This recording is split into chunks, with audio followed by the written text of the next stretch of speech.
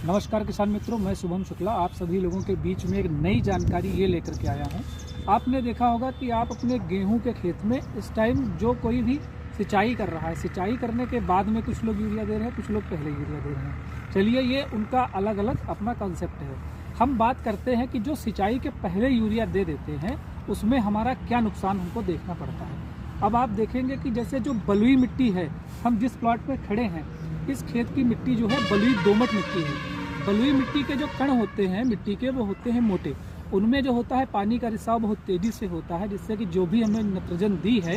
Urea, उसके साथ में जो भी हमने और उत्पाद मिला करके दिए हैं, वो क्या होता है कि हमारे पौधे की जड़ क्षेत्र से नीचे चले जाते हैं, जिससे हमारा प्लांट जो होता है वो उनका पूरा उपयोग नहीं कर पाता है, जिससे वजह से हमारे खेत में पीलापन जैसी सारी समस्याएं देखने को मिलती हैं। दूसरा कारण ये होता है कि जिन खेतों में हमने धान वाले, जिनकी ऊपर से कटिंग की है, कंपाइन से कटे हुए खेत हैं, उनमें उनका जो प्लांट रेसिड्यू होता है वो खेत में उनका खड़ा रह जाता है। उसकी जब हम जुताई करते हैं तो वो पानी लगाने, उसके जुताई करने के बाद में धीरे धीरे डिकम्पोज होता रहता है। डिकम्पोज होने में उसके लिए बैक्टीरिया जो होते हैं वो काम करते रहते हैं। उससे जो होता है कि फंगल अटैक भी हमें अपनी रूट पे देखने को मिलता है, जिसकी वजह से हमारा प्लांट स्ट्रेस में रहता है। अब हमको करना ये है कि जहाँ पे आपकी बलुई दोमट मिट्टी है वहाँ पे आप पानी लगाने से पहले यूरिया न दे करके पानी लगाने के 4-5 दिन के बाद में खेत में आप अपने यूरिया दे सकते हैं। दूसरा, जहाँ पे चिकनी मिट्टी है, जैसे मैं अपने जिस गांव से बिलोंग कर रहा हूँ वहाँ पे चिकनी मिट्टी है, तो चिकनी मिट्टी के जो होते हैं पार्टिकल जो होते हैं, उनका जो कण का साइज होता है वो बहुत महीन होता है, काफ़ी छोटा होता है बलुई दोमट की अपेक्षा।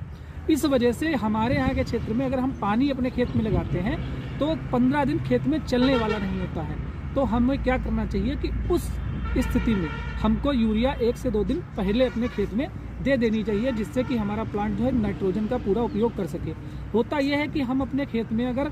बाद में यूरिया देते हैं या पानी भरने के तुरंत बाद में यूरिया दे देते हैं, कहीं कहीं ये किसान करते हैं, तो यूरिया हमारी डीनाइट्रिफिकेशन होकर के 50% से ज़्यादा उड़ जाती है, जिसमें आपका स्यूडोमोनास बैक्टीरिया काम करता है और वो आपकी नाइट्रोजन जिस फॉर्म में आपने दी है उसको वो हवा के रूप में वायवीय अवस्था में बना करके उसको गैसियस फॉर्म में उड़ा देता है। और आपका जहाँ पे बलुई दोमट है वहाँ पे अगर आप यूरिया पानी लगाने के बाद में देते हैं 5 से 7 दिन के बाद में, तो यूरिया क्या होती है, उसका प्रॉपर उपयोग कर लेती है, लीचिंग नहीं होती है। दूसरा, जब आपका गेहूं 21 से 25 दिन के बीच में होता है, जब आप पानी लगाते हैं तो गेहूं की जो जड़ें होती हैं, मैक्सिमम छोटा प्लांट होता है, इतनी छोटी होती हैं, तो आपको यूरिया अधिकतर पानी लगाने के बाद में ही देना चाहिए। दूसरा, अगर फिर भी हमारे प्लांट में पीलापन आ रहा है तो आप 1 किलोग्राम ह्यूमिक एसिड के साथ में 1 किलोग्राम यूरिया का छिड़काव करें, जिससे आपके खेत में जो भी पहले से दिए गए पोषक तत्व हैं उनको वो पूरा उपलब्ध कराने में हेल्प करेगा।